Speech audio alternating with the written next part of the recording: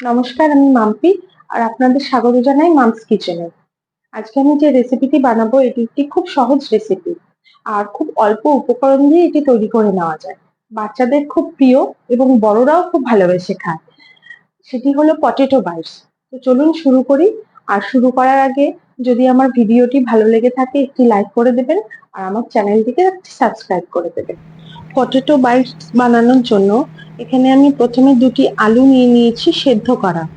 দেখুন, আলু দুটোকে আমি সিদ্ধ করে ভালো করে পিল করে নিয়েছি।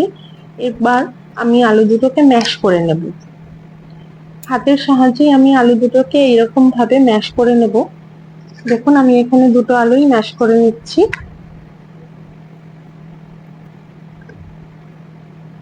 ভালো করে ম্যাশ করে নেওয়ার পর আমি এতে পরিমাণ মতন লবণ, আমি এখানে দুটো আলু নিয়েছি সেই আন্দাজ করে পরিমাণ মতন লবণ, লঙ্কার গুঁড়ো হাফ চামচ বা 1 চামচ, যে যেরকম ঝাল খাবে সেই অনুযায়ী লঙ্কার গুঁড়ো ইউজ করবে,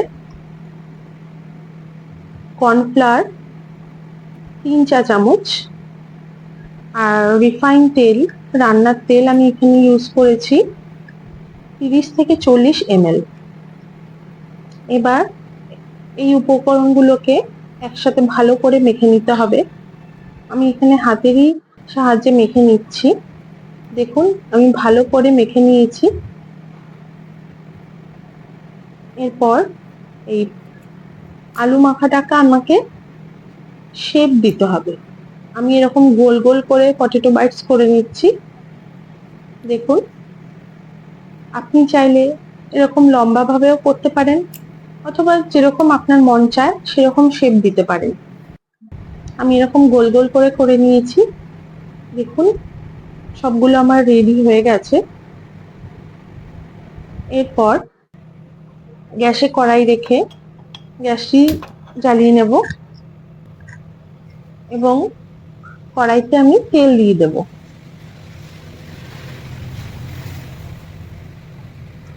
1 কাপ মতন তেল ইউজ করেছি আমি এখানে। তেলটিকে আমাকে লো ফ্লেমে গরম করে নিতে হবে। বেশি গরম তেলে ছাড়বেন না। যখন লো ফ্লেমে হালকা গরম হবে তেলটি, তখন আমি পটেটো বাইটস গুলো তেলের মধ্যে দিয়ে দেবো। একটি একটি করে আমি সবগুলো পটেটো বাইটস তেলে ছেড়ে দেব। দেখুন, তেলটি কিন্তু বেশি গরম না, একদম লো ফ্লেমে আমি গরম করে নিয়েছি। হাই ফ্লেমে গরম করলে কিন্তু পটেটো বাইটস গুলো ভেঙে যেতে পারে। এরপর এক পিঠ আমি ভালো করে হতে দেব। তারপর গ্যাসের ফ্লেমটি আমি মিডিয়ামে করে দিয়েছি। দেখুন, এক পিঠ ভালোভাবে ভাজা হয়ে গেছে। এরপর আমি উল্টে নেব। এক পিঠ ভাজতে 3 থেকে 4 মিনিট লাগবে। লো ফ্লেমে প্রথমে 3 থেকে 4 মিনিট ভেজে নেবে, তারপর মিডিয়াম করে আরো 2 মিনিট ভেজে এরকম ভাবে উল্টে নেবেন। দেখুন, আমি উল্টে নিয়েছি। আমার এখানে ভাজা হয়ে গেছে, আমি তুলে নিচ্ছি। আমার সব পটেটো বাইটস গুলো এখানে একদম ভালো করে ভাজা হয়ে গেছে। উপরটা খুব ক্রিস্পি হয় আর ভিতরটা সফট হয়। দেখুন, আমি সবগুলো তুলে নিলাম। এবার পরিবেশন করছি। টমেটো কেচাপের সাথে আপনি এই পটেটো বাইটস গুলো পরিবেশন করবেন।